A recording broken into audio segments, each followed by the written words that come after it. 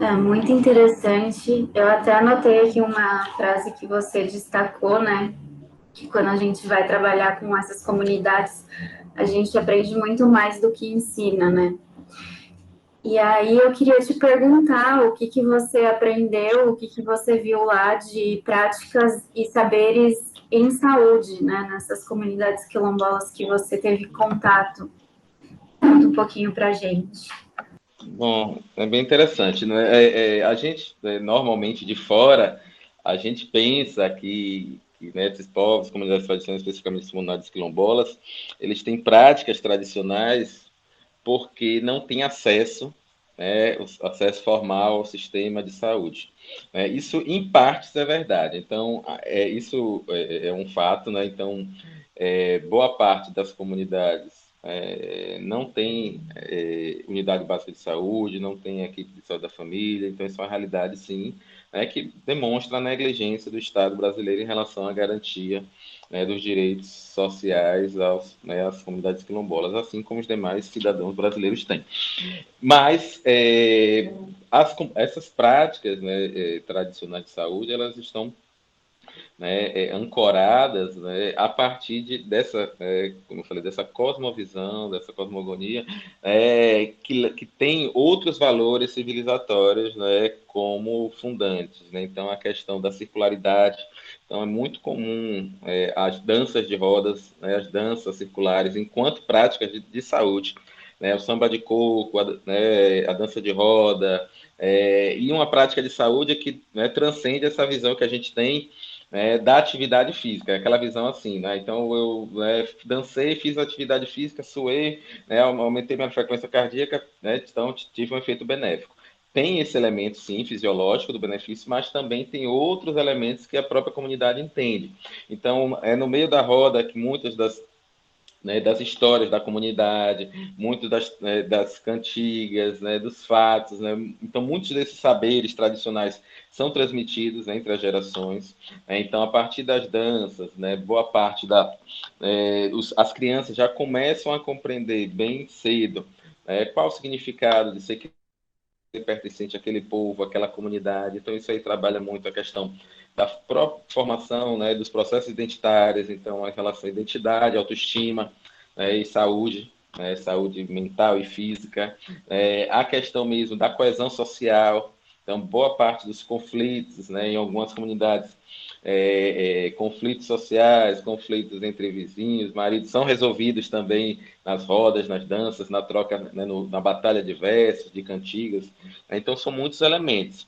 Né? Uma outra prática também muito comum é a utilização de plantas medicinais, dos chás, das garrafadas, da utilização mesmo, do que demonstra bem como esses povos conseguem se colocar diante dessa relação com a natureza, então se colocam enquanto integrantes, enquanto partes, né? E isso é bem interessante porque o consumo, o uso é bem racional, então eles vão pegar exatamente a quantidade, né, mantendo, e não é uma relação, né, como eu falo, mercantilista, de pegar tudo para poder produzir, né, é uma relação de cuidado, né, associada às plantas, que é um cuidado que envolve saberes que são vistos como bem comum e não como propriedade, né? Então são partilhados, então normalmente não há cobrança monetária desses, vamos dizer assim, desse serviço de cuidado por parte de quem detém esses saberes. Né? Outras práticas também associadas às rezas, né? Então isso também é muito comum ainda, muito presente em muitas comunidades. São práticas que têm um pouco de um hibridismo entre aspectos afro-brasileiros, né, religiões matriz africana e também do catolicismo popular. Então, isso é muito comum.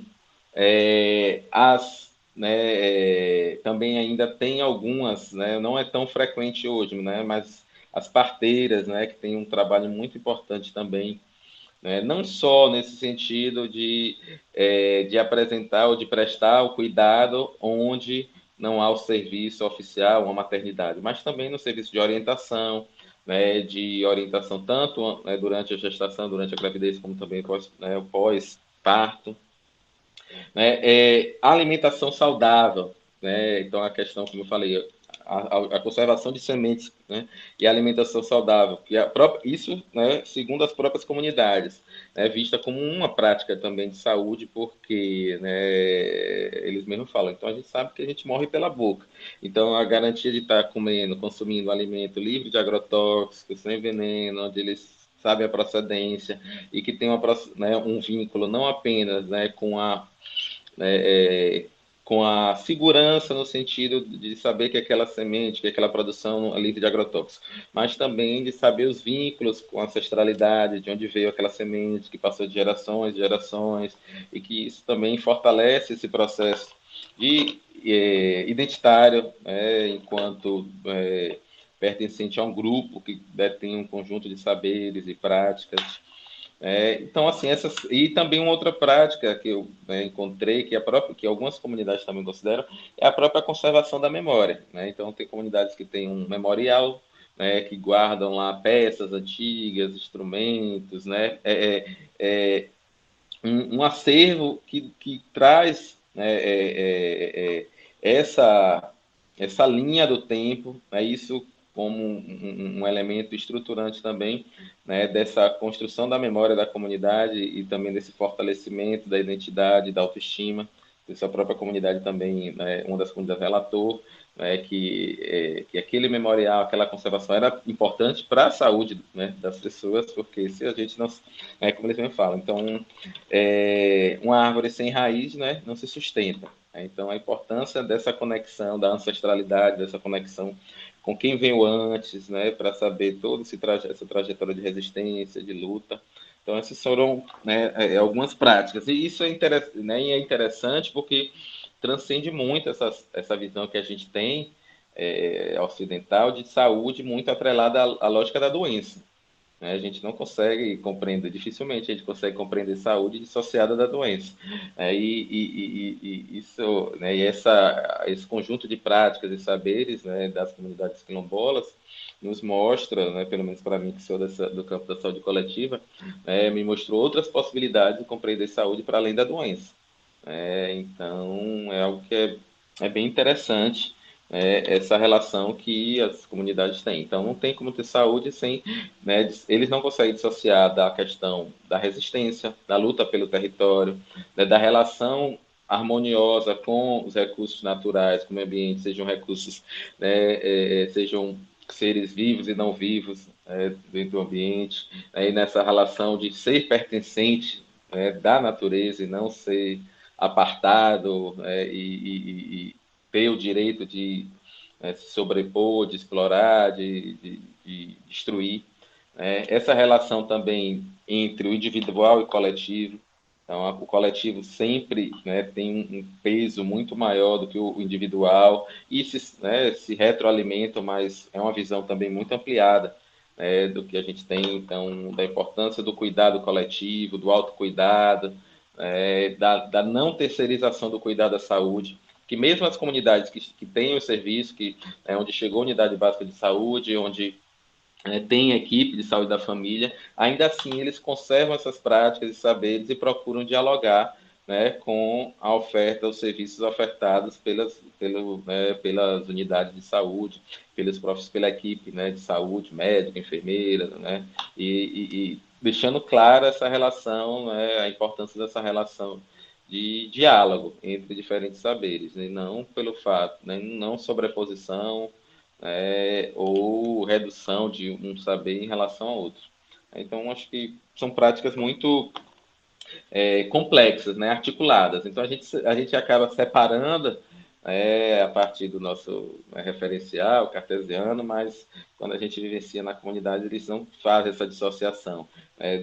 Por exemplo, de uma plantação, que aquilo ele não está falando de agricultura, aquilo também ela compreende como um cuidado de produção de saúde, da mesma forma que eles tratam os animais, da mesma forma como eles se relacionam entre eles, né? Isso amplia muito, pelo menos para mim ampliou muito a visão que eu tinha, né, sobre o que vem a ser saúde, né? Nossa, super interessante. Uma visão bastante complexa, né, com muitas nuances de interligações, de processos, de relações. Né? Nossa próxima pergunta aqui é sobre a relação, né, das comunidades com o meio ambiente. Mas eu queria colocar uma segunda parte. Eu queria perguntar, né, o como talvez trazer uma dimensão, uma perspectiva contra-hegemônica, né, na medida em que a ciência está, bom, é relativamente recente, né, a descoberta desses processos complexos, de todas essas sobreposições, né, e eu fico pensando como essas concepções de meio ambiente, né, acabam lidando nesse contexto, né, a nossa própria visão de progresso é eurocentrada, né, como o professor comentou, sobre desenvolvimento, sobre progresso, né, e como é que isso impacta, né, sendo uma perspectiva contra-hegemônica no cuidado com o meio ambiente, né. Não sei se eu fui claro na pergunta.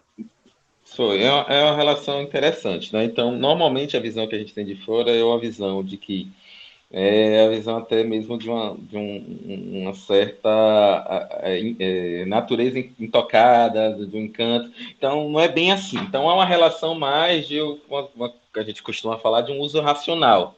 Né? Então, é essa compreensão, boa parte, né, das comunidades, né, desse olhar, né, pensando nas gerações seguintes, no que a gente, né, do que a gente discute de sustentabilidade, então eles praticam muito isso. Mas, por outro lado, também essa relação com o mundo exterior acaba, né, trazendo esses conflitos também para dentro das comunidades. Isso é uma realidade que existe. Né? Não é essa visão de que ali são ilhas, né, de natureza intocada e de uma relação completamente harmônica. Há também relações conflitantes, até porque, né, né, a perspectiva ocidental ela é muito pesada, né? Então essa narrativa ocidental de que você precisa, né, utilizar determinado produto para poder aumentar a produtividade, de ganhar mais, isso acaba também, né, fazendo com que existam alguns conflitos. Mas ainda assim, né, esses territórios eles são bem conservados.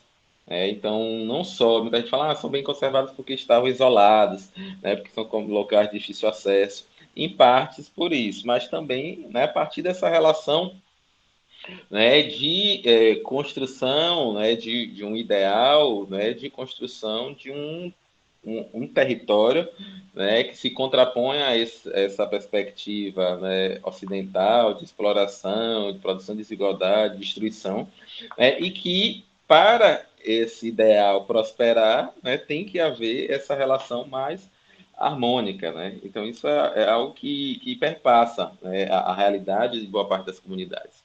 Então, por mais difícil que seja às vezes para a gente compreender, não é como é que eles vivenciam, né? Eles vivem com tão pouco, né? Às vezes né, sobrevivendo com menos que o salário mínimo, né? Com condições de vida bem difíceis, sem oferta de serviço, condições de moradia precárias, né? Não é nesse sentido de romantizar essa realidade, né? Isso aponta bem, né, como o Estado, né, negligenciou e muitas vezes se colocou até como uma parte desses conflitos, né?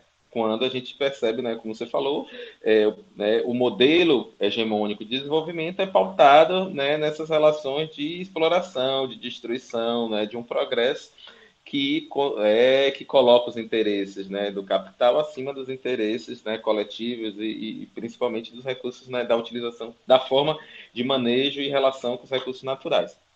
E aí, nesse sentido, essas comunidades, né, de um modo geral, eles tentam, né, trabalhar. Tanto que se você for, na maioria delas, você perguntar, vocês querem sair daqui? Vocês querem se integrar, assim, como se, não é nem se integrar esse termo, né? Mas como a gente ouviu falar até em período de campanha eleitoral, que os indígenas, quilombolas deveriam se integrar à sociedade, como se fosse, né? E se você fizer, a realidade é que boa parte não querem, né? Não querem viver ali naquele território, né? Com condições dignas, né? Com seus direitos de cidadania, né? Que são, né, direitos constitucionais, que, né, como a gente tem aqui direito a saneamento, direito à água encanada, né, assistência à saúde, eles também querem esses direitos, mas, né, sendo protagonistas e autônomos das suas formas de produção, das suas formas de relação. Né? Então, isso é um fator muito positivo, né, e que dentro desse cenário de crise que a gente vive, como a gente vive hoje, uma crise sanitária, crise ambiental, né, crise civilizatória, a gente tem nesses modos de vida, né, acho que caminhos para a gente se reconectar, com o que a gente perdeu ao longo do caminho, até para evitar uma possível autodestruição, que é um cenário bem real, bem real para a gente, por ter esse modo de vida ocidental, eurocentrado, que se baseia na violência, na exploração, na produção de desigualdade, na acumulação, em detrimento do bem-estar, dos recursos, e esses mais variados efeitos que a gente tem. Então, é uma realidade que há sim, não a gente falar, a conservação, eles conseguem conservar da mesma forma quando eles formaram o território ou a comunidade há 200, 300 anos, claro que a gente sabe que há inúmeros efeitos, inclusive nas formas, na redução das formas tradicionais de produção, de manejo, isso é inevitável, ou isso é inegável, mas há também essa consciência, da importância da conservação, da importância da recuperação, tanto que durante a minha pesquisa de doutorado eu trabalhei com 2 comunidades, e eu queria encontrar quais eram as territorialidades relacionadas, que faziam essa ponte entre saúde e meio ambiente. E uma das territorialidades que eu encontrei, que eu coloquei o nome de territorialidade da esperança, ele foi muito forte, porque boa parte das comunidades eles tinham esse desejo, essa projeção de falar de futuros, futuro, de planos e projetos, sempre o meio ambiente, a recuperação, então a recuperação da mata ciliar, uma das comunidades que é ribeirinha, nas margens do Rio São Francisco, a recuperação da mata nativa, a recuperação, então isso é muito forte, esse desejo de recuperar o que se perdeu, não só pela própria mudança do modo tradicional de produção, de manejo, de relação, mas também em virtude de boa parte dos conflitos socioambientais que essas comunidades vivenciam, que esses conflitos são marcados por muita violência, e muitas vezes essa violência, queimada, poluição de rios e vários outros fenômenos que acontecem, tem como um dos principais efeitos essa mudança do modo tradicional,